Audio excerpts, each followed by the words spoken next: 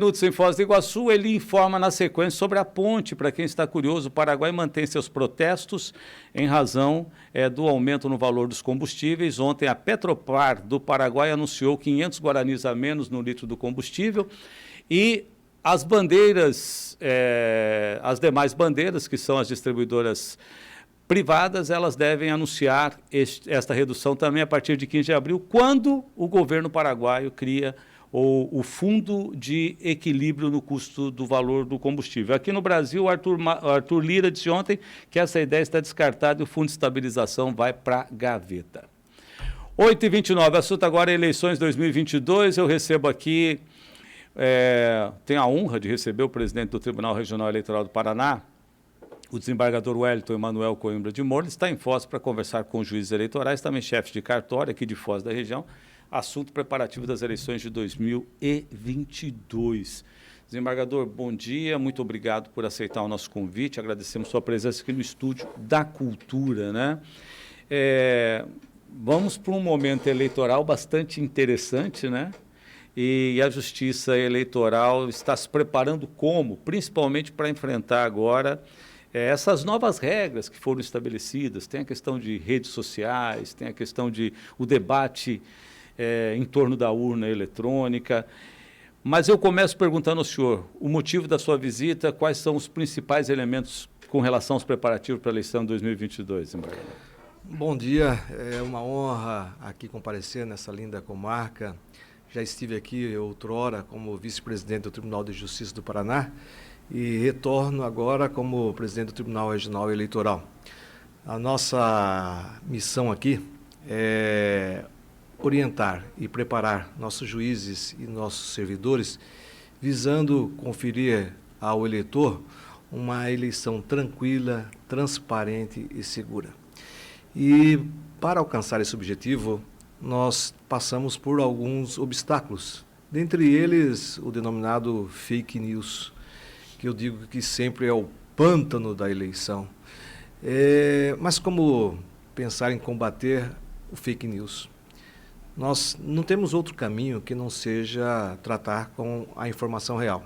A desinformação se trata com a informação. E nós, junto ao Tribunal Regional Eleitoral, junto ao TSE, nós temos diversos programas visando esse combate.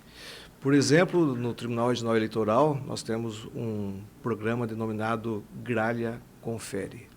Esse programa é colocado à disposição do eleitor para que ele, diante de uma eventual notícia falsa, acesse o endereço do Tribunal Regional Eleitoral e ali busque saber se aquele fato, não vou dizer nem fato, né? Aquela versão, se ela é verdadeira ou não. Nós imediatamente temos uma comissão que verificará esta verdade ou mentira, e aí comunicamos ao eleitor o resultado dessa pesquisa. Se não trouxermos a solução imediatamente, o fazemos minutos depois, retornando ao eleitor. O TSE também tem um programa que é similar, chamado Fato ou Boato. É o mesmo procedimento. Também agora, como novidade, nós temos alguns parceiros que são as redes sociais. Essas redes sociais, agora, adentrando na mesma, diante de notícias falsas, nós temos a possibilidade de contactar não só o TSE, como o TRE. Vai haver um rótulo, um indicativo para acessar tanto o TRE como o TSE nessas redes sociais, nessas plataformas. É o mesmo procedimento. Se a notícia é falsa, aí nós temos condições de imediatamente trazer um obstáculo na origem.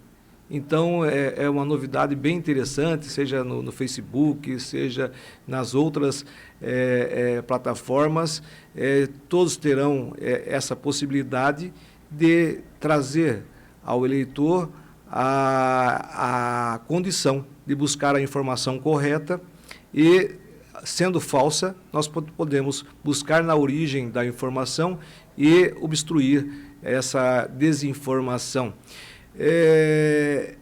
Esse é o verdadeiro combate à desinformação. Nós não temos outro caminho que não seja esse.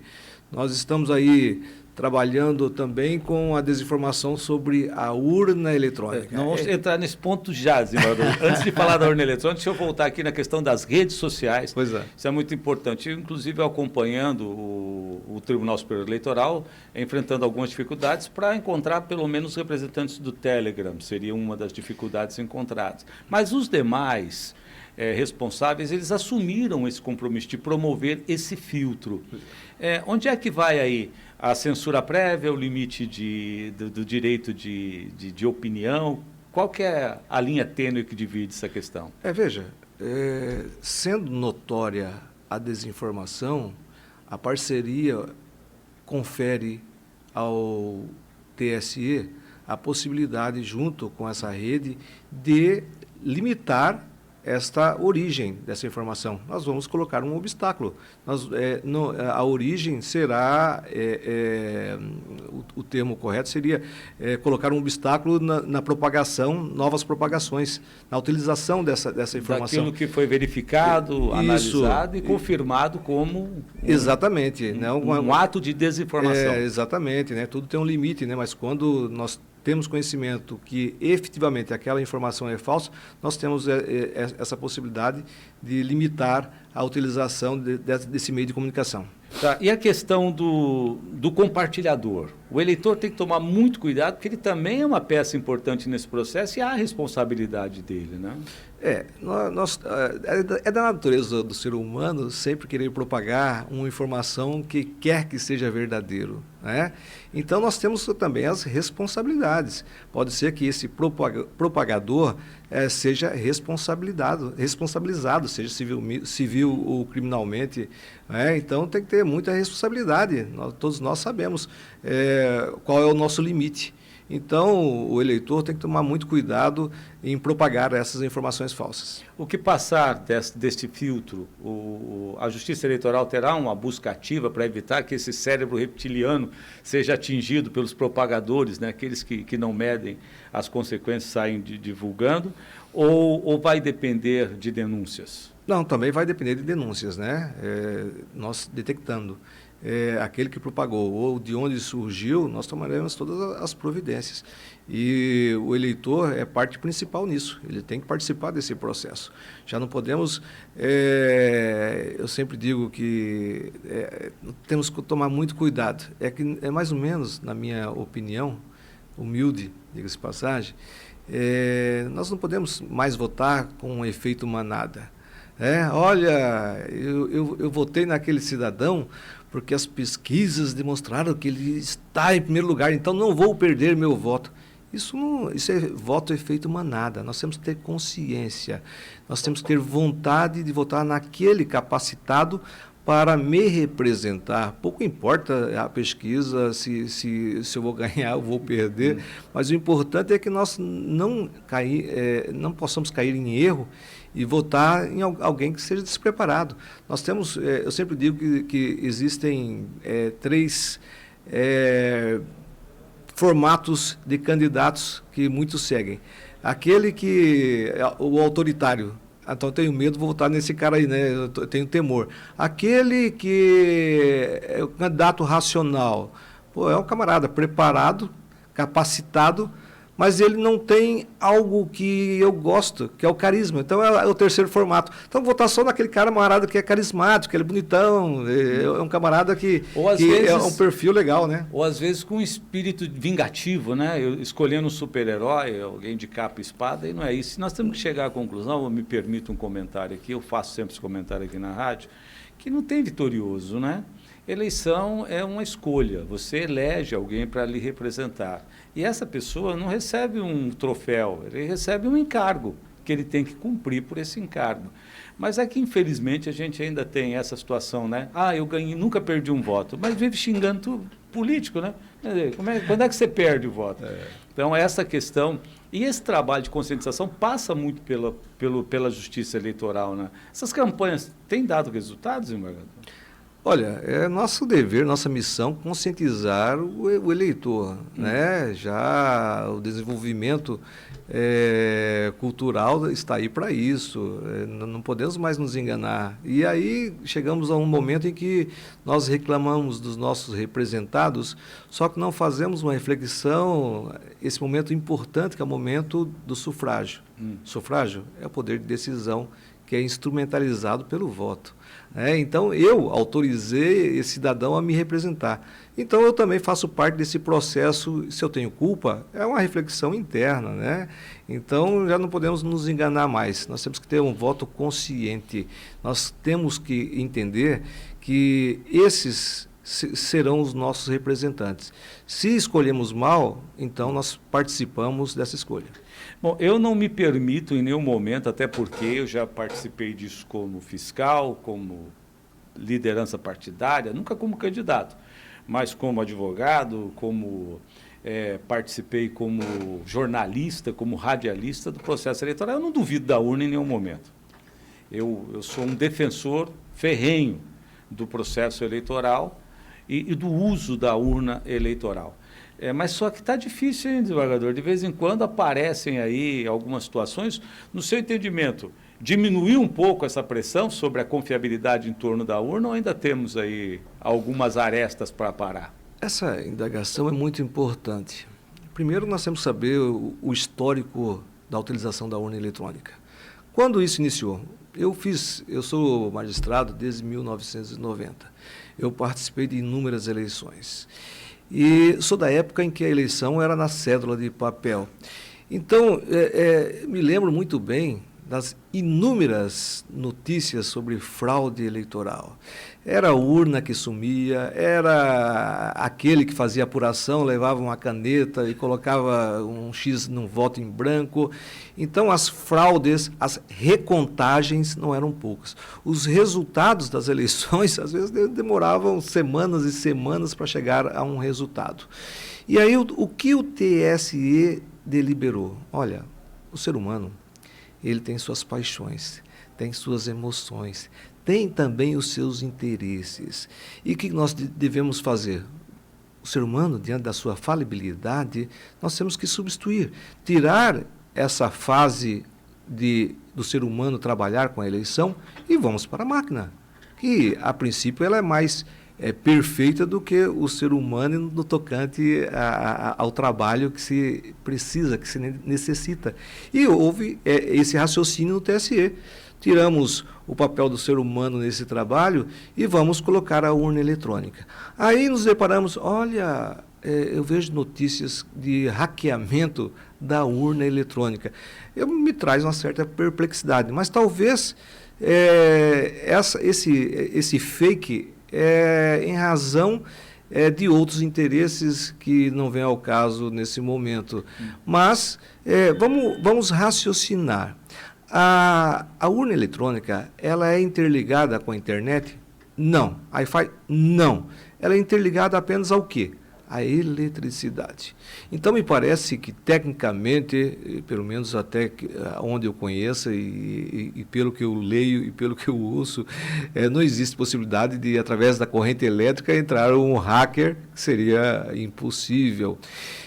Segundo, o boletim de urna emitido ao final da eleição, ele é colocado à disposição de todos os atores do processo eleitoral. Seja ele o partido, seja ele o candidato, seja ele o Ministério Público, enfim, a todos os interessados. Não é raro acontecer de, em seguida, a Justiça Eleitoral pegar esse boletim e encaminhar para o TSE, que é o responsável pela totalização de todas as urnas. Nesse interregno, ou seja, nesse período em que nós estamos fazendo a totalização, os eleitores já estão festejando, uns chorando, mas outros festejando. Por quê? Porque eles já têm um resultado na mão, eles já têm o resultado de todas as urnas. Então, não raramente, o resultado já está exposto a todos os atores do processo eleitoral, enquanto nós estamos ali totalizando. Veja a tranquilidade que a urna nos confere. E, em regra, nunca se trouxe nenhuma divergência sobre o resultado da urna e o resultado da totalização. Então, até não estou dizendo que a urna é perfeita, jamais vou dizer isso. Claro, todo mundo busca Tanto é que ela é aperfeiçoada a cada eleição. A cada eleição, vamos aperfeiçoando o sistema. E me parece que o que nós temos em mãos para uma solução rápida, uma apuração rápida, é um instrumento que nós temos em mãos, é a urna eletrônica. Eu tenho comparecido em todos os grandes polos, os grandes centros, trazendo a urna eletrônica e convidando não só os juízes, como também aqueles formadores de opinião, ou seja, representantes da sociedade civil, representante do Lions, Rotary, etc., entendeu? Para que eles compareçam e vejam essa realidade. E acabem com esse fake que a urna eletrônica funcione assim, funciona assado. Eu só lamento, vereador, que quase 3 décadas depois a gente ainda tenha que repetir esse mantra, né, de que a segurança está estabelecida. Não tem sentido a gente colocar em dúvida o processo eleitoral, até porque imaginar que tem um Deus no Olimpo dos votos, né? E é muita gente envolvida, e é colocar muita gente num mesmo processo duvidoso. É inaceitável isso, mas infelizmente ainda temos que enfrentar esta situação no dia a dia. Eu aqui, no meu trabalho, o senhor na sua função, né, como integrante da Justiça Eleitoral. Desembargadora, se encontra aqui em Foz do Iguaçu, também trata sobre prazos, a questão de operacionalização da eleição. A pandemia, de alguma maneira, atrapalhou o cumprimento dos prazos, o desenvolvimento desse processo eleitoral, ou a última eleição demonstrou que a Justiça Eleitoral não foi atingida por esse processo? Não. Claro, nós temos que nos adaptar à pandemia. Eu tenho orientado e, na verdade, eu tenho conclamado a sociedade que, por exemplo, não utilize mais o cartório eleitoral. Vou me enunciar. Hoje nós temos, até o dia 4 de maio, a possibilidade de fazer o cadastramento para aqueles que pretendem votar. E eu me envergonho muito quando, na véspera desse prazo, aquelas filas enormes, no sol quente. Mas não é cultura, desembargador, isso? Pois é, mas nós temos que mudar na medida que eu indago há quanto tempo eu não vou numa agência bancária. Eu uso o quê? Eu uso a internet. Então, por que a Justiça Eleitoral não vai apresentar ao eleitor um serviço de excelência como tal? Então, é nesse sentido que eu estou conclamando aos eleitores que não vá mais ao cartório eleitoral. Mas qual que é a alternativa? A internet. Nós podemos fazer todos os serviços através da internet de forma gratuita, sem nenhum custo.